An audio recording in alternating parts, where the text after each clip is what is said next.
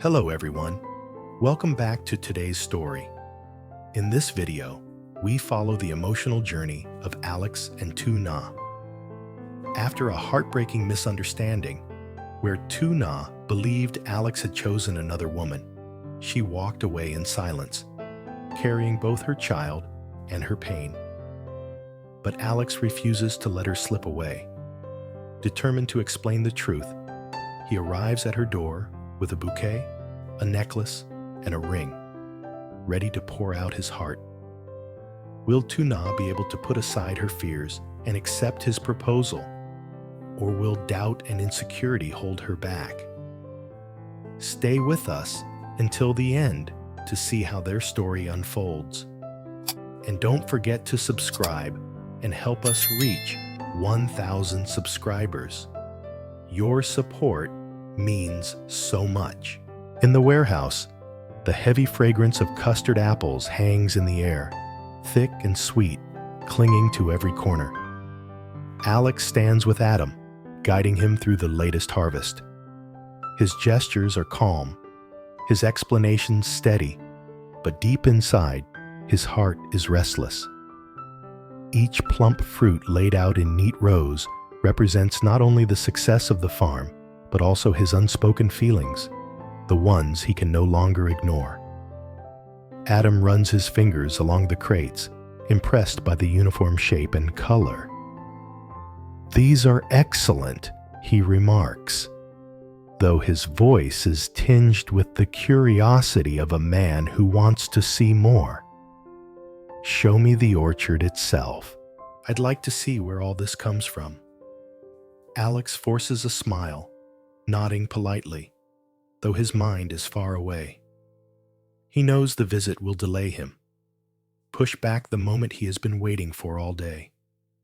The bouquet he bought, the velvet box with the ring, the delicate necklace, all of it sits waiting like silent witnesses to his decision. But business demands patience, and for now, he leads Adam toward the orchard. Outside, Tuna bends low among the trees, her hands carefully lifting each fruit before placing it into a basket cushioned with leaves. Sweat streaks down her temples, dampening the collar of her faded shirt. Yet her movements are precise, almost tender. Each custard apple she cradles feels like a small promise, a step toward a better life for her child. She thinks of Mrs. Tang at home, rocking the baby, humming lullabies that soften the long day's labor. Her mind drifts, unbidden, to Alex. The image of him walking beside another woman, Mai, still lingers painfully. She had seen them laughing, leaning toward each other, and her heart had clenched. Unable to bear the thought, she had left the farm, retreating into her silence. To her, it looked like betrayal. To Alex, it had only been a meeting with an old classmate. Yet the misunderstanding grew like a thorn between them, sharp and unrelenting. Now, as the mountain breeze brushes her cheek, Tuna whispers to herself, "Just a little more effort, and it'll be okay." But the words do little to soothe the ache inside her chest. The rugged road winds upward, guiding Alex and Adam to the orchard. Rows of trees stretch as far as the eye can see, branches heavy with green fruits that glisten under the sun. Alex points out the workers, their careful hands clipping each stem, wrapping the fruits in leaves to keep them safe. His voice is filled with pride, but his eyes betray a flicker of impatience, scanning the orchard for a familiar silhouette. Not far away, Tuna straightens her back, brushing loose strands of hair from her forehead. Her gaze sweeps the orchard, unaware that Alex stands only rows away. Two hearts, divided by trees heavy with fruit, beat with the same restless rhythm, yet remain unseen to each other. The orchard hums with life, the rustle of leaves, the chatter of workers, the occasional laughter of children chasing each other along the paths. It is a place of labor and hope, but also an invisible wall holding two souls apart. By the time Adam departs, the sun has dipped low, painting the sky in streaks of amber. Alex lingers, staring toward the horizon. The bouquet, the ring, the necklace, they weigh heavily in his thoughts. He whispers under his breath, as though confessing to the mountains themselves, "Just a little longer, and I'll come to you." Dusk settles over the village road, coating it in golden light. Alex drives back, his hands tight on the wheel, his mind filled with Tuna's face. Relief from the business deal barely registers. All that matters now is reaching her, explaining everything, and making sure she knows the truth. On the seat beside him lies the bouquet, delicate petals trembling with every bump in the road, and the small velvet box containing a ring that holds all his courage. In his mind, he rehearses the words he will say. He imagines Tuna's eyes widening in surprise, her lips parting in shock. "What if she refuses me?" he mutters to himself. The thought shakes him, but determination keeps him steady. Meanwhile, Tuna walks the narrow path back to Mrs. Tang's home, her child nestled in her arms. The little one yawns, curling into her chest, and Tuna's heart softens. She thanks Mrs. Tang warmly, pressing a few custard apples into her hands as a gesture of gratitude. The older woman smiles, her eyes kind, but Tuna hurries off, eager to cook and prepare for the evening. At his home, Alex changes his shirt, adjusting his hair in the mirror. He opens the small box, the silver ring gleaming faintly in the fading light. He breathes deeply, clutching it tight, as though drawing strength from the promise it carries. The sun sinks completely, leaving behind the first pale glow of the moon. The road is quiet as Alex steps out, bouquet in hand, the necklace and ring tucked securely in his pocket. Each step he takes feels like crossing a threshold into a new chapter of his life. At Tuna's house, the stove crackles, the scent of rice filling the air. She hums softly, her hands moving rhythmically as she prepares dinner. The child sleeps nearby. The gentle rise and fall of tiny breaths, a comforting presence in the small room. Then comes a knock at the door, firm, deliberate, yet uncertain. Tuna startles, wiping her hands nervously on her apron. She opens the door and freezes. Alex stands there, bouquet trembling slightly in his grasp, his eyes a storm of nervousness and hope. For a moment, silence hangs between them. The only sound is the faint chorus of crickets outside, the world itself seeming to pause. Alex clears his throat, his voice unsteady. How is the baby?" Tuna blinks, caught off guard. She glances at the bouquet, then back at him, her emotions twisting in confusion. "Fine," she murmurs, her tone cautious. Alex steps forward, setting the flowers on the table with trembling hands. His chest rises and falls as he gathers his courage. Then, looking straight into her eyes, he speaks, his words spilling out like a flood held back for too long. "Tuna, there's something you need to know. That day with Mai, it wasn't what you thought. She's only an old classmate, nothing more. I swear to you, there's no love between us, only memories of school days. You are the one in my heart." Tuna's lips part, her eyes widening, but no words come. Alex reaches into his pocket, pulling out the small box. His hands shake, but his voice steadies with the weight of truth. I don't want to waste another moment. Will you marry me? The ring gleams under the lamplight, a symbol of all the nights he has dreamed of this moment. For a long heartbeat, Tuna just stares at the ring. The silver band glitters faintly under the dim light of her small home. Yet all she feels is a rush of emotion so tangled that she doesn't know where to begin. Her breath catches, and she steps back, clutching the edge of the table for support. Alex, she whispers, her voice barely audible. Why now? After everything? Alex swallows hard, his chest rising and falling with the weight of his confession. Because I can't let you keep thinking the wrong thing. You left because of that misunderstanding with Mai. I should have explained immediately, but business... He stops himself, shaking his head. No, that's no excuse. I should have come to you first.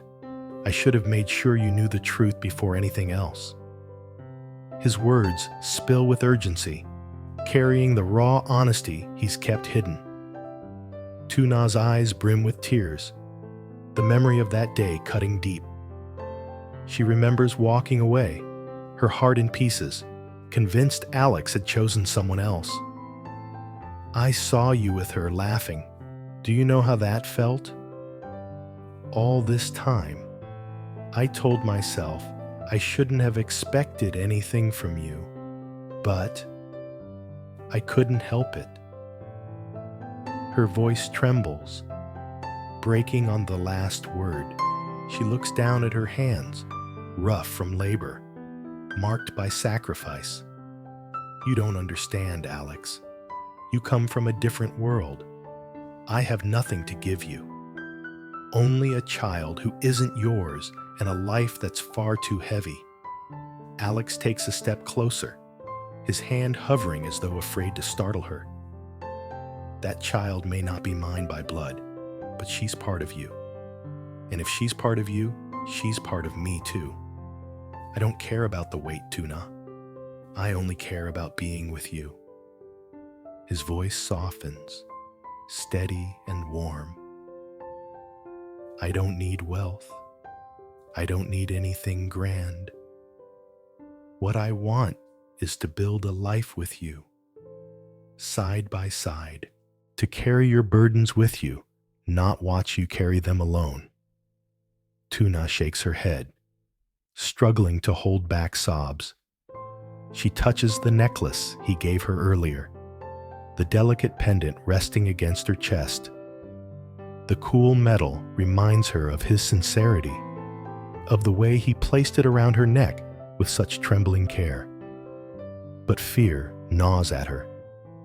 I don't know if I can. I'm afraid. Alex kneels suddenly, his bouquet forgotten on the chair beside them, the ring still gleaming in his hand. His eyes lock onto hers, unwavering. Then let me be the one to fight through that fear with you. Marry me, Tuna. Let's stop running from this. The sincerity in his tone shakes her. The child stirs slightly in the corner, and Tuna's gaze flickers to her daughter, the tiny figure sleeping soundly, unaware of the storm raging in her mother's heart. A flood of images rushes through Tuna's mind. Days of hard work under the scorching sun. Nights of exhaustion, when only her child's breath gave her strength. Moments when Alex appeared with quiet support, carrying baskets for her, offering words that softened her burdens. He has been there, even when she didn't ask. She looks back at him, her tears finally spilling. Alex, I don't deserve you. His brows knit, his voice firm but tender. Don't ever say that. If anyone is lucky here, it's me. I found you, Tuna. That's all I need. Her lips tremble, her fingers clutching the edge of her apron as though holding on to courage. Give me time, she whispers, her voice breaking. Please, give me time. Alex exhales slowly, closing the ring box, but not in defeat. Instead, he takes her hand gently, pressing it to his chest so she can feel the rapid beat of his heart.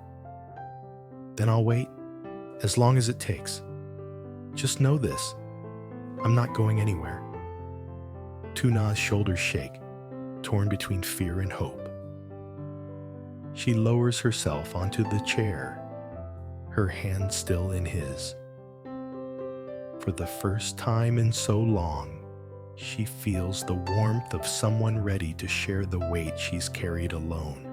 Alex rises, moving to the small cradle where the child sleeps.